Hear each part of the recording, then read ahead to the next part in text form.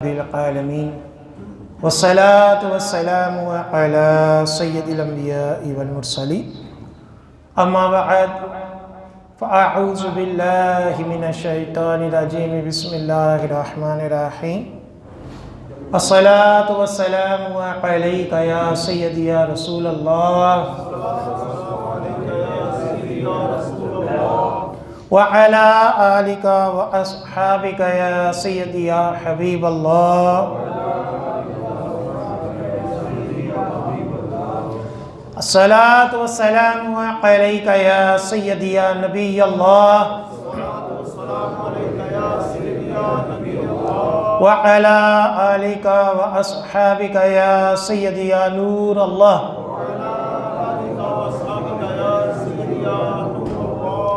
نویت سنت الاعتکاف الحمدللہ عز وجل ہم نماز جمعہ کے لیے حاضر ہوئے ہیں۔ دعا ہے کہ رب تعالی ہماری اس ادنا سی حاضری کو اپنی بلند بارگاہ ہمیں قبول و منظور فرمائے، اور جو کچھ اس جمعے میں بیان ہوگا اسے سننے کی، سمجھنے کی، اس کے اوپر عمل پیرا ہونے کی اور مجھے صحیح طرح بیان کرنے کی توفیق عطا فرمائے۔ چند اشعار ہیں کہ جو آپ نے اکثر سنے ہوں گے۔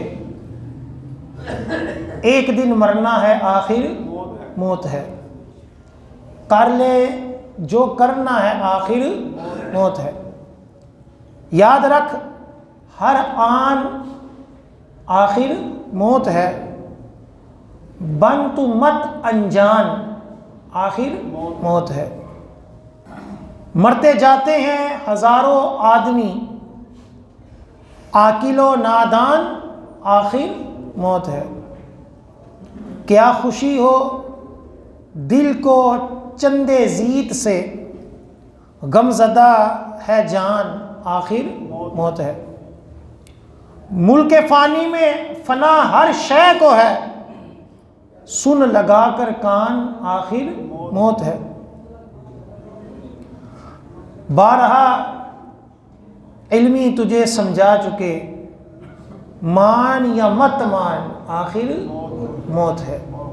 صلو علی الحبیب صلی اللہ تعالی علی محمد صلی اللہ علیہ وسلم۔ الترغیب والترہیب کی حدیث پاک ہے، جلد نمبر 2 صفحہ نمبر 72۔ ام المومنین حضرت عائشہ صدیقہ رضی اللہ تعالی عنہا فرماتی ہیں کہ رسول اللہ صلی اللہ علیہ وآلہ وسلم شعبان کے پورے روزے رکھتے تھے۔ میں نے عرض کیا یا رسول اللہ صلی اللہ علیہ وآلہ وسلم، کیا آپ کو تمام مہینوں سے شعبان کے روزے زیادہ پسند ہیں؟ تو نبی کریم صلی اللہ علیہ وآلہ وسلم نے ارشاد فرمایا، اللہ عز و جل اس مہینے میں یعنی شعبان کے مہینے میں پورے سال میں مرنے والوں کے نام لکھتا ہے، اور میں یہ پسند کرتا ہوں کہ مجھے اس حال میں دنیا سے وصال ملے کہ میں روزہ دار ہوں۔ شب براءت جس کے بارے میں روایتوں میں آتا ہے کہ جس نے اگلے سال آئندہ سال مرنا ہوتا ہے اس کا پروانہ جاری ہو جاتا ہے۔ تو آج جو میرا موضوع ہے وہ یہی ہے کہ آخر موت ہے، کہ ہم سب مسلمانوں کو قرآن نے اور نبی کریم صلی اللہ علیہ وسلم نے اور اکابر بزرگان دین صوفیہ کرام نے کئی مقامات پر اپنی موت یاد رکھنے کی ترغیب دلائی، اور یہ واضح کیا کہ آخر موت ہے، مرنا ہے۔ اللہ تعالیٰ قرآن پاک کی سورہ انشقاق کی آیت نمبر 6 پہ ارشاد فرماتا ہے، یا ایھا الانسان انک کادح الی ربک قدحا فملاقیہ، اے آدمی بے شک تجھے اپنے رب عز و جل کی طرف ضرور دوڑنا ہے، پھر اس سے ملنا ہے، یعنی تجھے مرنا ہے اور اپنے رب سے قیامت والے دن کیا کرنا ہے؟ ملنا ہے۔ سورہ مومنون آیت نمبر 115 میں ارشاد فرمایا افا حسبتم انما خلقناکم عبثا وانکم الینا لا ترجعون، کیا تم یہ سمجھتے ہو کہ تمہیں بیکار پیدا کیا ہے اور تمہیں ہماری طرف پھرنا نہیں؟ کہ تم یہ سمجھ بیٹھو جیسے دہریے لوگ سمجھتے ہیں کہ کوئی آخرت نہیں ہے، کوئی قبر حشر کا حساب نہیں ہے، بس یہ زندگی دنیا کی ہے۔ تو اللہ تعالیٰ فرماتے ہیں کہ کیا تم نے یہ سمجھ لیا ہے کہ تم نے ایسے ہی پیدا کر دیا کہ بس زندگی گزارو اور مر جاؤ، اور تمہیں اپنی زندگی کے اعمال کا جواب کہیں نہیں دینا؟ کیا تم نے یہ سمجھ لیا ہے؟ خزانہ العرفان میں اس آیت کے تحت لکھا ہے کہ کیا تمہیں آخرت میں جزا کے لیے اٹھنا نہیں، بلکہ تمہیں عبادت کے لیے پیدا کیا کہ تم پر عبادت لازم کریں اور آخرت میں تم ہماری طرف لوٹ کر آؤ تو تمہیں تمہارے اعمال کی جزا دے۔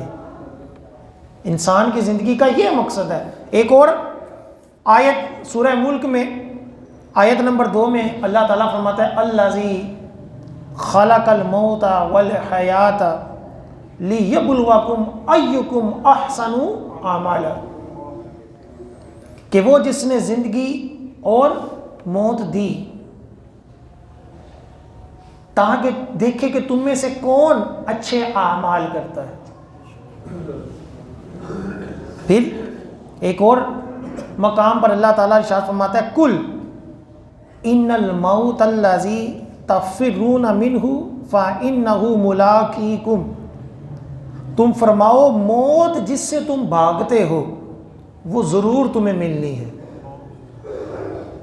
ہوتا نا ہم کہیں موت کا تذکرہ کر لیں تو لوگ کہتے ہو مولوی صاحب نہ ڈراؤ یار، ہوتا نا کئی لوگ ویسے ہی کہتے بس سانو جنتی پروانے سناؤ، سانو بس جنتی کری جاؤ، ڈراؤ نہ مولویو، ڈراؤ نہ سن۔ حالانکہ اللہ تعالیٰ اور اس کے رسول صلی اللہ علیہ وسلم نے کئی مقامات پر ڈرایا، اور آقا علیہ السلام کو کیا فرمایا؟ بشیر و نذیر۔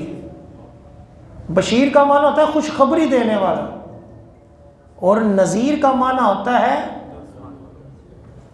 عبرت والی باتیں بتانے والا، آگاہ کرنے والا، عذاب کے بارے میں مطلع کرنے والا۔ یہ نذیر اس کا معنی ہے۔ ہم کفن دے کر ڈر جاتے ہو، کار اچنا لے کے آ کفن کیوں لے آئے ہیں کپڑا، یا موت کی بات کسی موقع پر ہم پسند ہی نہیں کرتے کہ نہیں نہیں ایسا نہیں۔ اللہ تعالیٰ فرماتے کہ تم موت سے بھاگتے، جو تمہیں کیا ہونی ہے ضرور ملنی ہے، جو مرضی کر لو آخر موت ہے۔ حسن بصری رحمۃ اللہ علیہ تصوف کے حدیث کے اماموں میں شمار کیے جاتے ہیں، بہت بڑی ہستی ہیں۔ آپ رحمۃ اللہ علیہ جو تھے اپنی زندگی کے ابتدائی ایام میں جواہرات کے سوداگر تھے، یعنی ہیرے جواہرات جو تھے اس کا کاروبار کرتے تھے۔ قسم قسم کے موتی اور جواہرات آپ تجارت کرتے، اور بڑے بڑے بادشاہوں کے پاس وہ تحفے کے طور پر بیچتے تھے۔ ہیرے جواہرات بادشاہوں کو گفٹ کرتے تھے۔ ایک دفعہ کچھ جواہرات ہرقل بادشاہ کے پاس لے گئے، تو پہلے جب وزیر سے ملے تو اپنے آنے کا اور بادشاہ سے ملاقات کرنے کا مقصد بتایا، تو وزیر نے کہا کہ بادشاہ ایک نہایت اہم کام میں مصروف ہے، اصلاً فرصت نہیں۔ تو وہ کام جس میں وہ مصروف ہے وہ دیکھنے والا ہے، آؤ تجھے وہ کام دکھائے۔ حسن بصری حیران ہوئے کہ کون سا کام ہے کہ بادشاہ کے پاس ہیرے جواہرات لینے کا بھی ٹائم نہیں ہے۔ تو دیکھنے کے لیے وزیر کے ساتھ چل پڑے۔ ایک خیمہ تھا بڑا عالی شان قسم کا، جس کا جو خیمے کے اوپر کام ہوا تھا وہ زری کا تھا، بڑا نایاب مہنگا خیمہ تھا، اور چاندی کی اس کے اندر میخیں یعنی کیل جو تھے وہ چاندی کے اس کے اندر ٹھونکے ہوئے تھے، مخمل کا فرش تھا، بڑا خوبصورت خیمہ تھا۔ تو جو وزیر تھا وہ آپ کو خیمے کے بیک سائڈ پہ پشت پر لے گیا کہ جہاں سے سارا کچھ نظر آ رہا تھا کہ خیمے کے اندر کیا ہو رہا ہے۔ حضرت حسن بصری جب خیمے کے پاس آئے تو دیکھا کہ اندر اس بادشاہ کے بیٹے کی قبر ہے، بادشاہ کے بیٹے کی قبر، اور یہ جو دن تھا، جو بادشاہ کی مصروفیت کا دن تھا، یہ اس کی برسی کا دن تھا۔ سال بعد وہ اپنے بادشاہ جو تھا وہ اپنے بیٹے سے ملنے آتا تھا اور کوئی کام نہیں کرتا تھا۔ اب حضرت حسن بصری نے دیکھا کہ عیسائیوں کی ایک جماعت جس میں ان کے راہب پادری تھے، ایک بہت بڑی جماعت جو ہے وہ اس خیمے کے اندر داخل ہوئی ہے، اور پھر تھوڑی دیر کھڑے ہو کر رو کر وہ واپس چلے گئے۔ پھر ایک اور جماعت طبیبوں کی آئی، اعلیٰ درجے کے بڑی چوٹی کے حکیم جو تھے، وہ اس قبر پر آئے اور ننگے پاؤں آئے اور قبر پر کھڑے ہو کر روتے ہوئے تھوڑی دیر کے بعد وہ بھی واپس چلے گئے۔ اس کے بعد فوجی افسروں کی ایک فوج آئی، ننگی تلواریں ہاتھ میں لے کر خیمہ کے اندر آئے، قبر کو سلامی دی اور واپس چلے گئے۔ پھر خوبصورت عورتوں کا ایک جھنڈ آیا، سر کے بال کھلے تھے، ہاتھوں میں سونے کی تھالیاں تھیں جن میں موتی اور جواہرات تھے۔ عورتوں نے قبر کا چکر لگایا اور گریہ زاری کر کر وہ بھی واپس چلی گئی۔ یعنی پہلے راہب جو تنہا عبادت کرنے والے تھے وہ آئے، پھر حکیم آئے، پھر فوج آئی، پھر عورتیں آئیں، اس کے بعد آخر میں بادشاہ جو تھا وہ خیمے کے اندر داخل ہوا اور اپنے بیٹے کی قبر کے پاس آ کر کہنے لگا کہ تو مجھے بہت پیارا تھا، افسوس کہ تو مر گیا۔ اگر مجھے یہ معلوم ہوتا کہ جس ذات نے تیری روح قبض کی ہے وہ راہبوں اور پادریوں کا کہنا مان کر تیری روح تجھے واپس کر سکتا ہے تو میرے پاس اتنے راہب اتنے پادری موجود ہیں جو اس کام کے لیے حاضر ہیں، لیکن میں یہ جانتا ہوں کہ ان کے کہنے سے تو واپس نہیں آئے گا۔ اگر مجھے معلوم ہو جائے کہ عقل مندوں اور بڑے بڑے طبیبوں کی تدبیر کرنے سے تیری جان واپس آ سکتی ہے تو میرے پاس بڑے اعلیٰ درجے کے حکیم موجود ہیں، لیکن مجھے معلوم ہے کہ ان حکیموں سے بھی تیری موت ختم نہیں ہو سکتی۔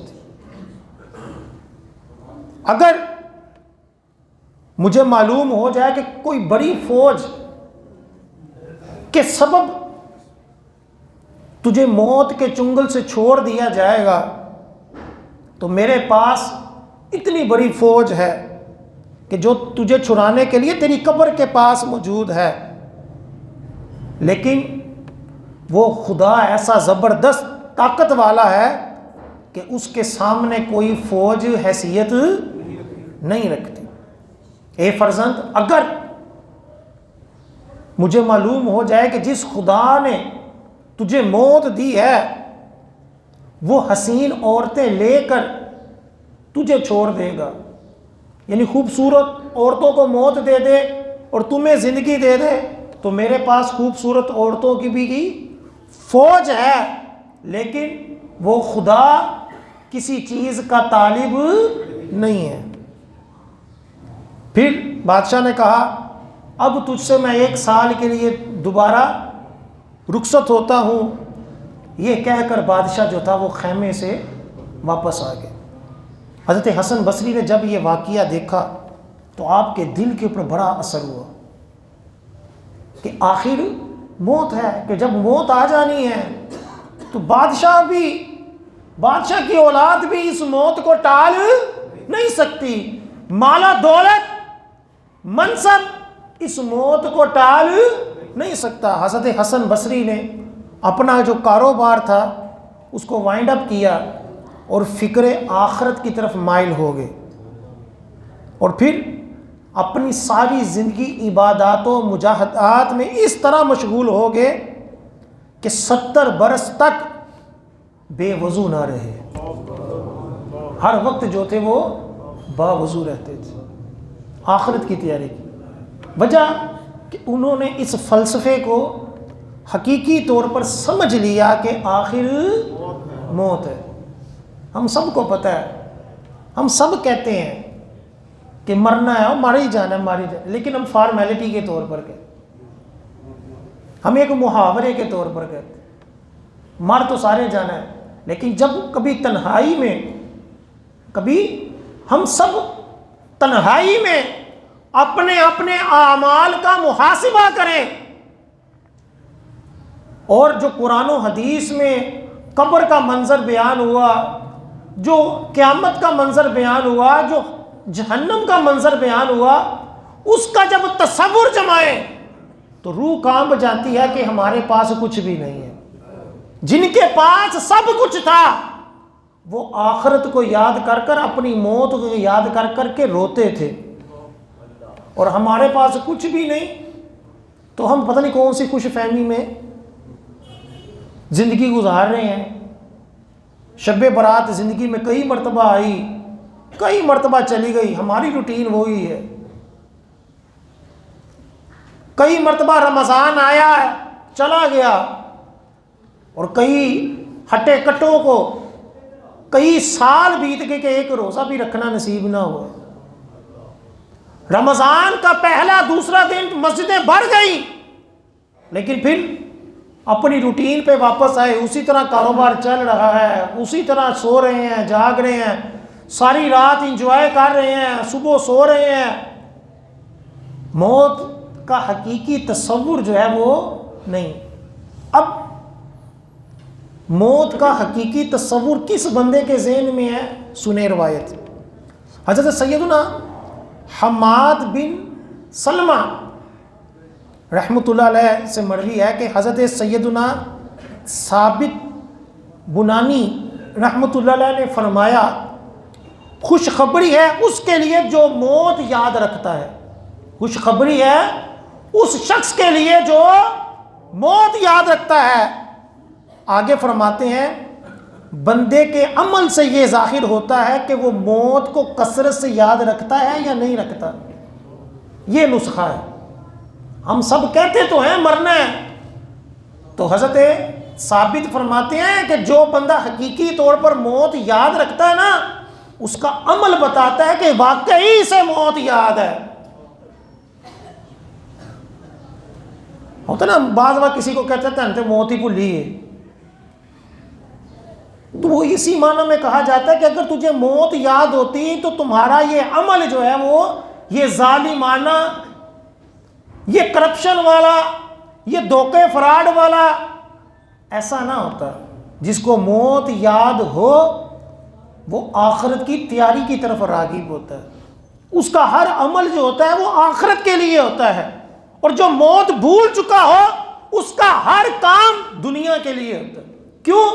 کیونکہ اس کے لیے دنیا ہی سب کچھ ہے، وہ دنیا کو ہی سنوارنے پہ لگا رہتا ہے، اور جس کا آخرت سب کچھ ہو اللہ تعالیٰ اس کی دنیا بھی سنوار دیتا ہے اور آخرت بھی سنور جاتی ہے۔ آپ دیکھ لیں کتنے لیڈر ہیں، کتنے افسر ہیں، کتنے فوجی افسر ہیں، کروڑوں روپے کما لیے، لوٹ مار کی، کھا لیا، کما لیا، آج جب روڈوں پر گزرتے ہیں تو لوگ گالیاں دیتے ہیں، آج سرکار کے روزے پر جاتے ہیں تو لوگ لعن طعن کرتے ہیں۔ کتنی بڑی بدبختی ہے، اتنا مال ہونے کے باوجود انسان کی عزت نہ ہو۔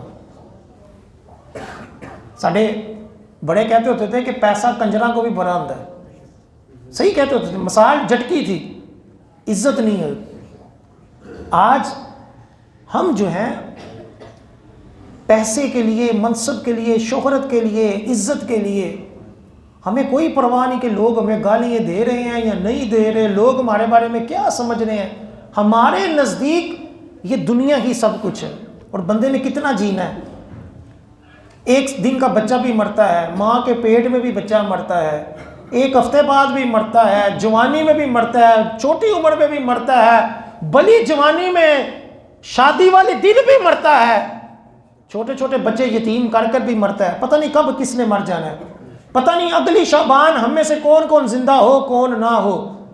لیکن سمجھدار کون ہے، عقل مند کون ہے، کامیاب کون ہے، جو اپنی موت کو یاد رکھتا ہے اور اس کے لیے پھر کیا کرتا ہے، وہ تیاری کرتا ہے۔ حدیث پاک میں حضرت انس رضی اللہ تعالیٰ عنہ فرماتے ہیں کہ رسول اللہ صلی اللہ علیہ وسلم نے ارشاد فرمایا، کوئی ایسا گھر نہیں جس کے دروازے پر موت کا فرشتہ روزانہ 5 مرتبہ نہ کھڑا ہوتا ہو۔ ہر گھر کے پاس دن میں 5 مرتبہ موت کا فرشتہ جو ہے وہ کھڑا ہوتا ہے۔ جب وہ ایسے انسان کو پاتا ہے جس کا رزق ختم ہو چکا ہوتا ہے اور عمر مکمل ہو چکی ہوتی ہے، تو اس پر موت کا غم ڈال دیتا ہے، اس کی روح قبض کرتا ہے، پھر موت کی سختیاں اس بندے کو ڈھانپ لیتی ہیں۔ موت جو ہے، یہ جو روح ہے، یہ جب جسم سے نکلنی ہے تو اس کی ایک تکلیف ہے۔ حضرت عمر فاروق رضی اللہ تعالی عنہ نے حضرت کعب رضی اللہ تعالیٰ عنہ سے جب پوچھا تھا نا کہ موت کیا شے ہے، تو انہوں نے کہا کہ ایک کانٹے دار جھاڑی کو روئی کے اندر ڈال دیا جائے اور پھر اس کانٹے والی جھاڑی کو ایسے جب کھینچیں گے تو روئی کا کیا حال ہوگا۔ فرمایا اسی طرح جب انسان کے جسم سے روح نکالی جاتی ہے تو اس کا بھی یہی حال ہوتا ہے، روح نکلنے کی تکلیف ہے۔ موت جب آتی ہے تو اس کے اوپر موت کی سختیاں جو ہیں وہ جب مسلط ہوتی ہیں تو سخت سردی میں بھی اس کی پیشانی پر پسینہ آتا ہے۔ یہ جو مردے کی پیشانی پر پسینہ آتا ہے یہ موت کی سختی کی وجہ سے آتا ہے۔ پھر جس گھر والی پر جس کا شوہر فوت ہوتا ہے، جب وہ اپنے شوہر کی موت کی خبر سنتی ہے تو وہ روتی ہے، گریہ زاری کرتی ہے، تو ملک الموت کہتا ہے تم پر ہلاکت ہو، یہ آہ و بکا کیوں کرتی ہو؟ میں نے تو کسی کا رزق نہیں چھینا، نہ کسی کی موت اس کے قریب کی ہے، جو رب کا حکم تھا میں نے اس کے مطابق عمل کر دیا۔ ہوتا ہے نا کہ عورتیں کہتے ہیں ہائے ربا کی ہو گیا، اوے ملک الموت کو بھی معاذ اللہ لوگ برا بھلا کہتے ہیں۔ تو حضرت ملک الموت جو فرشتوں کے رسول ہیں وہ آگے سے کہتے ہیں کہ اس میں میرا کیا قصور ہے، جو رب کا حکم تھا وہ میں نے پورا کیا، میں نے کسی کی زندگی کا ایک دن بھی کم نہیں کیا۔ پھر نبی کریم صلی اللہ علیہ وسلم نے ارشاد فرمایا اس ذات کی قسم جس کے قبضہ قدرت میں محمد مصطفیٰ صلی اللہ علیہ وسلم کی جان ہے، اگر لوگ مردے کا ٹھکانہ دیکھ لیں اور اس کا کلام سن لیں تو اپنی میت کو بھول جائیں اور اپنی جانوں پر رونے لگیں۔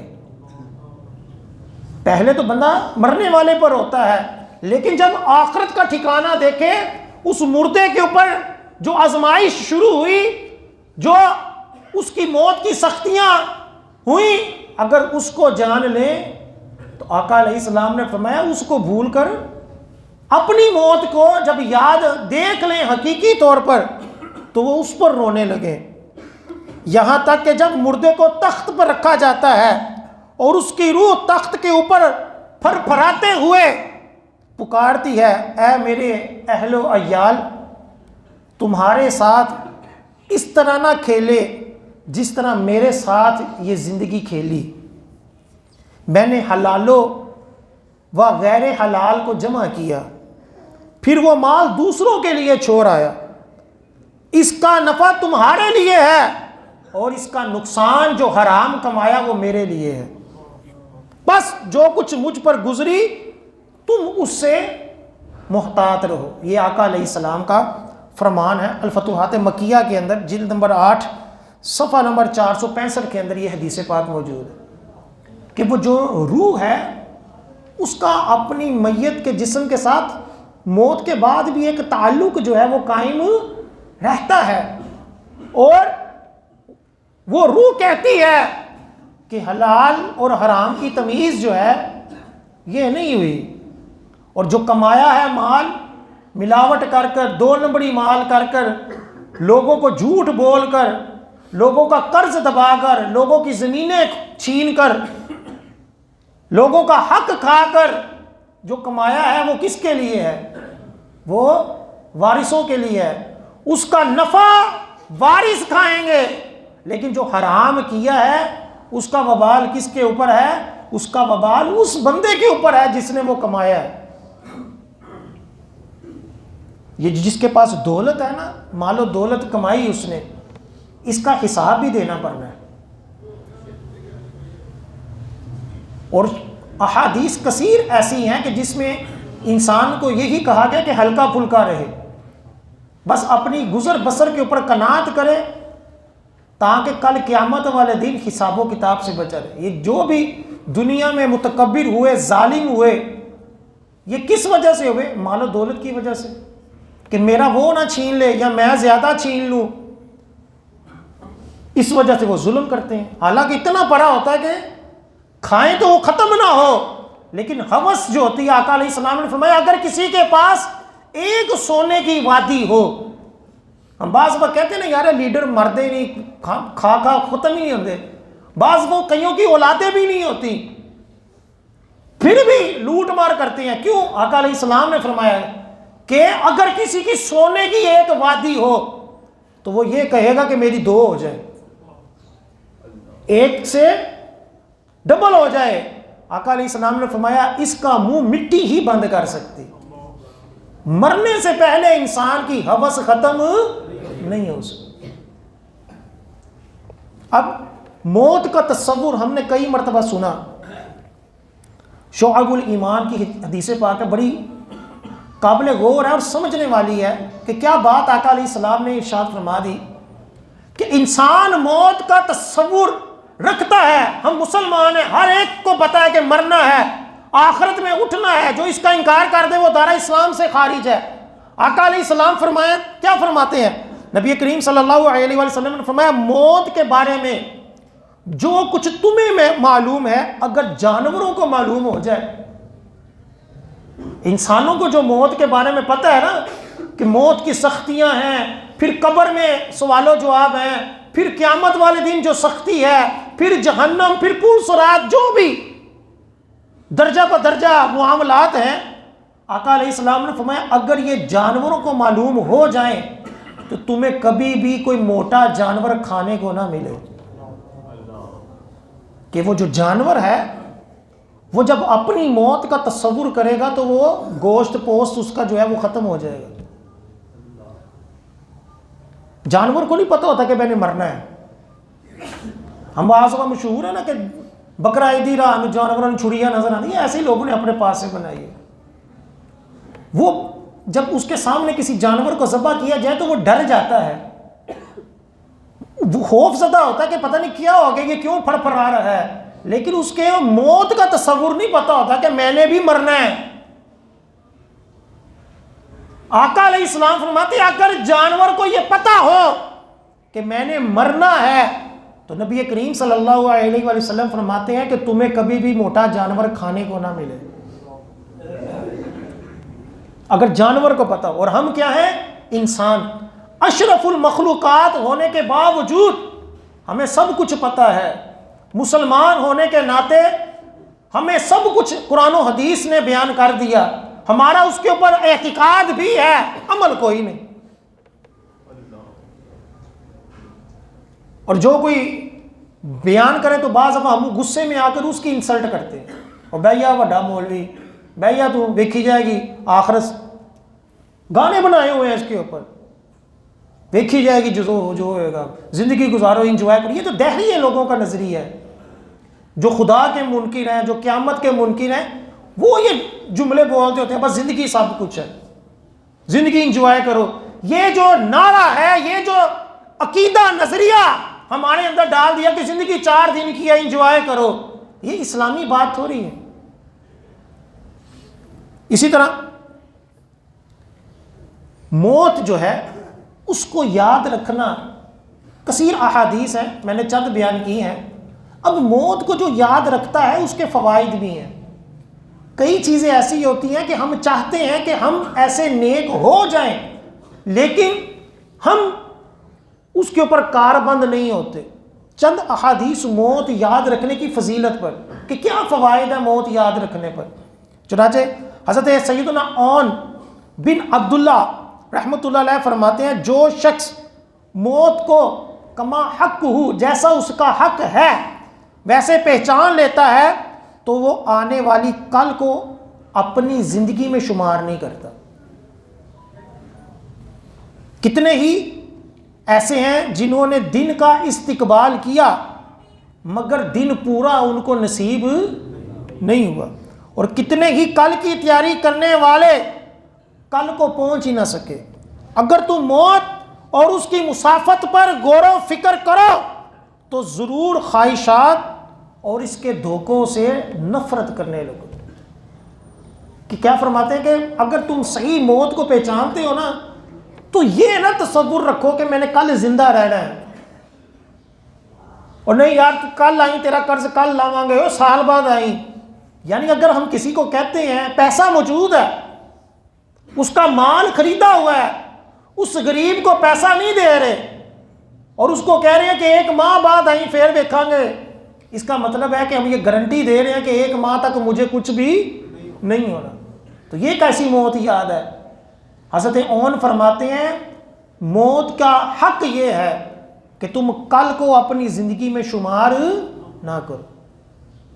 یہ نہ سوچو کہ کل کروں گا، بلکہ یہ سوچو کہ پتہ نہیں کل میں نے زندہ رہنا بھی ہے نہیں۔ پھر فرماتے ہیں اس کی مثالیں موجود ہیں، کئی ایسے تھے جنہوں نے کل کی تیاری کی، کل کے لیے اپنی پلاننگ کی، بلکہ کئیوں کی کل شادی ہے، کئیوں نے زندگی کا اہم کام کرنا ہے لیکن کل ان کو نصیب نہیں ہوئی، کئیوں نے صبح کی لیکن ان کو شام نصیب نہیں ہوئی۔ فرماتے جب بندہ موت کا تصور پکا کر لیتا ہے تو پھر زندگی کے خواہشات کے دھوکوں سے نجات پا لیتا ہے۔ یہ جو خواہشات ہوتی ہیں نا، یار تیرے کو یہ کار ہونا چاہیے، تیرے کو ایہو جی گڈی ہونی چاہیے، تیرے پاس یہ ہونا چاہیے، تیرا ایسا مقام ہونا چاہیے، یہ جو خواہشات کا دھوکہ ہے، حضرت عون فرماتے ہیں ان دھوکوں سے نجات تب ملے گی جب اپنی موت کو اس طرح پہچانو جس طرح پہچاننے کا حق ہے۔ حضرت سیدنا ابو درداء رضی اللہ تعالیٰ عنہ صحابی رسول ہیں، وہ فرماتے ہیں کہ جو بندہ کثرت سے موت کو یاد کرتا ہے اس کی خوشی اور حسد میں کمی آ جاتی ہے۔ اس کی خوشی میں بھی بندہ ایسا ہی انجوائے نہیں کرتا رہتا، ایسے ہی لٹیاں نہیں ڈالتا رہتا، اور ایسے ہی حسد نہیں کرتا، کسی کی چیز کو دیکھ کر جیلس نہیں ہوتا۔ کیوں؟ کیونکہ اس کے ذہن میں موت کا تصور ہے، وہ یہ سمجھتا ہے کہ اگر یہ چیز مجھے مل بھی گئی تو میں کتنا اس سے فائدہ اٹھا لوں گا، میں کب تک اس کو استعمال کروں گا۔ حسد نیکیوں کو اس طرح کھاتا ہے جیسے آگ لکڑی کو کھاتی ہے۔ تو فرماتے ہیں اگر حسد کے گناہ سے بچنا چاہتے ہو تو کیا کرو؟ موت کو یاد کرو۔ اسی طرح نبی کریم صلی اللہ علیہ وسلم کی حدیث پاک ہے شعب الایمان کی، آقا علیہ السلام فرماتے ہیں بے شک دل کو زنگ لگ جاتا ہے جس طرح لوہے کو زنگ لگتا ہے، دل کو بھی کیا ہوتا ہے؟ زنگ لگ جاتا ہے۔ تو صحابہ نے عرض کی یا رسول اللہ صلی اللہ علیہ وسلم کس طرح دل کو پھر پاک کیا جائے، صفائی دل کی کس طرح کی جائے؟ تو آقا علیہ السلام نے فرمایا کہ موت کو یاد رکھ کر اور قرآن پاک کی تلاوت کر کر۔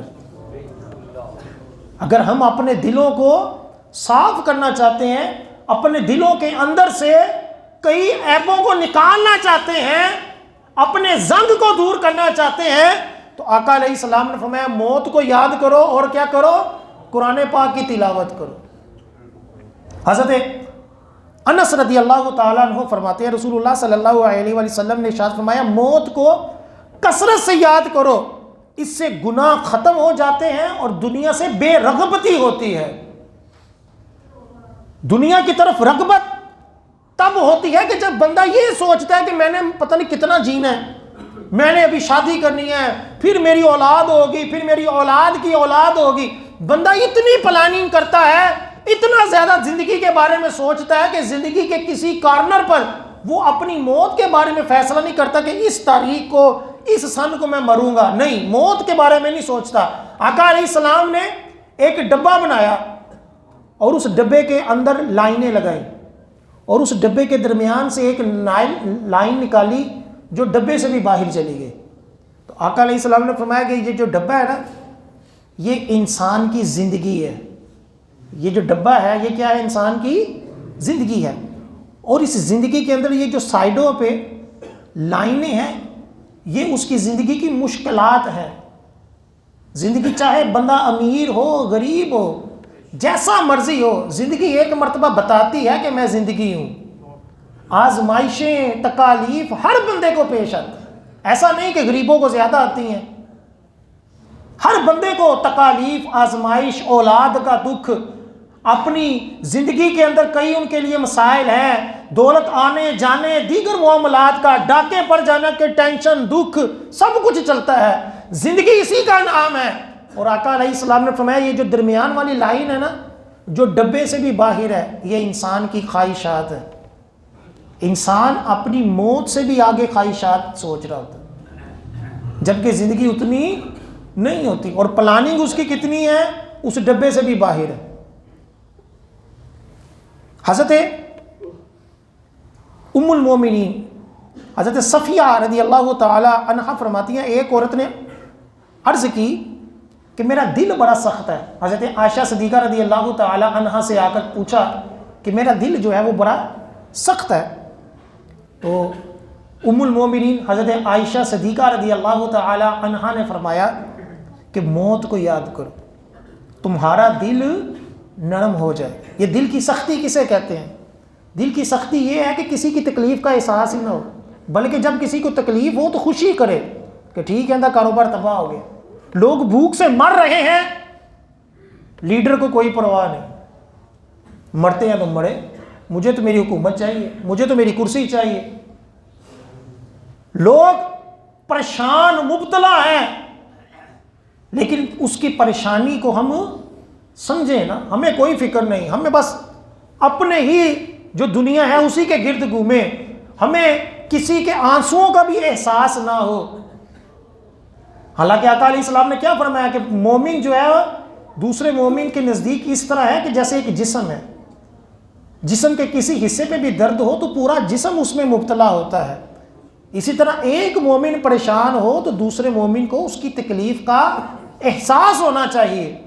تو اگر اس چیز کا احساس نہیں ہوتا، ہمیں کسی کے آنسوؤں کا، کسی کے رونے دھونے کی کوئی فکر نہیں، کوئی مرتا ہے، کسی کا گھر برباد ہو گیا، کسی کا کاروبار جل گیا، تباہ ہو گیا، ہمیں کوئی ٹینشن نہیں ہوئی، ہمیں ذرا سا بھی افسوس نہیں ہوا، تو سمجھ لو کہ ہمارا دل کیا ہے؟ سخت ہے۔ اور ام المومنین حضرت عائشہ صدیقہ رضی اللہ تعالی عنہا فرماتی ہے جب دل سخت ہو جائے تو کیا کرو؟ موت کو یاد کرو، دل نرم ہو جائے گا۔ جس کا دل نرم ہو اس کو اپنے مسلمان بھائی کی درد کا احساس ہوتا ہے۔ دنیا کے کسی خطے میں بھی مسلمان کو کوئی آزمائش آئے اس کو دلی دکھ ہوتا ہے، یہ ہوتا ہے کہ بندے کا کیا ہے؟ دل نرم ہے۔ یہ تصوف کس چیز کا نام ہے؟ صوفیہ کے پاس لوگ کیوں جاتے تھے؟ اپنے دل کو نرم کرنے کے لیے جاتے۔ کہ دنیا سے بے رغبتی ہو، آخرت کا احساس ہو، مسلمانوں کی تکلیف کا احساس ہو، اس احساس کے لیے وہ صوفیہ کرام جو تھے وہ بڑے بڑے بزرگوں کی بارگاہ میں حاضریاں دیتے تھے۔ ایک بزرگ کا میں نے واقعہ پڑھا، کہتے ہیں کہ کئی سال ہو گئے میں الحمدللہ کہنے کے اوپر افسردہ ہوں۔ کس پر؟ الحمدللہ کہنے پر میں افسردہ ہوں۔ بندہ پوچھے یار الحمدللہ کہنے پر کیسے افسردہ؟ وہ کہتے ہوا ایسے کہ میں جب جا رہا تھا تو کسی نے کہا کہ وہ مارکیٹ کو آگ لگ گئی ہے اور ساری دکانیں جل گئی ہیں، صرف آپ کی دکان محفوظ ہے، بچ گئی ہے۔ تو کہتے ہیں میں نے اس کے اوپر کہا الحمدللہ، اور بعد میں مجھے یہ احساس ہوا کہ ساروں کی جل گئی اور تیری بچ گئی ہے، تو تجھے لوگوں کا احساس نہیں ہوا؟ فرماتے ہیں اس ایک الحمدللہ کہنے پر میں آج تک افسردہ ہوں کہ مجھے پہلے اپنے ان مسلمانوں کا افسوس ہونا چاہیے تھا جن کی دکانیں کیا ہوئی؟ جل گئی۔ ایسے بھی بزرگان دین تھے، اور بھی کئی واقعات ہیں۔ تو بہرحال حضرت عائشہ صدیقہ نے کیا فرمایا کہ موت کو یاد کرو، کیا ہو جائے گا؟ دل نرم ہو جائے گا۔ اس نے ایسا ہی کیا۔ کچھ عرصے بعد جب وہ ملی تو اس نے کہا کہ موت کو یاد کرنے سے میرا دل نرم ہو گیا ہے۔ اسی طرح حضرت عائشہ صدیقہ رضی اللہ تعالی عنہا نے ایک دن نبی کریم صلی اللہ علیہ وسلم کی بارگاہ میں عرض کی کہ مجاہدین کو کے ثواب اور ان کے لیے جنت میں تیار کردہ اجر و ثواب کے متعلق جب آقا علیہ السلام سے یہ سنا کہ مجاہدین کا یہ اجر ہے، جنت میں یہ مقام ہے، تو حضرت عائشہ صدیقہ رضی اللہ تعالی عنہا نے عرض کی یا رسول اللہ صلی اللہ علیہ وسلم، کیا مجاہدین کے علاوہ بھی آپ صلی اللہ علیہ وسلم کے کسی امتی کے لیے اتنا اجر ہے؟ جو مجاہدین کے لیے اجر ہے، آپ کی امت میں یہی اجر کسی اور کے لیے بھی ہے کہ جو مجاہد نہ ہو؟ تو نبی کریم صلی اللہ علیہ وسلم نے ارشاد فرمایا جو روزانہ 20 مرتبہ موت کو یاد کرے اسے یہی اجر عطا کیا جائے۔ 20 مرتبہ موت کو یاد کرے کہ میں نے مرنا ہے، 20 مرتبہ یاد کرے گا تو وہ کیا ہوگا؟ مجاہدین کے درجے میں ہوگا۔ اس کے لیے وہی کچھ ہے جو کس کے لیے ہے؟ وہ مجاہدین کے لیے ہے، جو 20 مرتبہ جو ہے وہ کیا کرے؟ اپنی موت کو یاد کرے۔ تو بیان کا خلاصہ یہی ہے کہ کثیر احادیث، ہر حدیث کی کتاب میں پورا باب جو ہے وہ موت کے اوپر ہے، مرنے کے اوپر ہے، اور اس کو یاد رکھنے کے اوپر ہے۔ کتاب و رقاق کا معنی یہی ہوتا ہے کہ دل کو نرم کرنے والی باتیں، اس کے اندر سمجھایا یہی جاتا ہے کہ کس طرح اپنے آپ کو دنیا سے بچا کر آخرت کے لیے تیار کرنا۔ قرآنوں میں کئی آیات آپ کو میں نے پیش کی، چند اور بھی موجود ہیں کہ جس میں آخرت کو یاد رکھنے کا اور دنیا کے اندر موت کو یاد رکھنے کا یہ پیغام دیا گیا، اس کو سمجھایا گیا۔ اور شب برات خاص طور پر موت کی یاد دلاتی ہے کہ ہر سال کئی ایسے لوگ جو ہمارے ساتھ پچھلے سال موجود تھے اب وہ نہیں رہے، اور پتہ نہیں اگلے سال کس کے ساتھ کیا معاملہ ہو۔ تو موت آنی ہی آنی ہے۔ عقل مند کون ہے؟ جو اس کو یاد رکھے اور اس کے لیے کیا کرے؟ تیاری کرے۔ اور موت کون یاد رکھتا ہے؟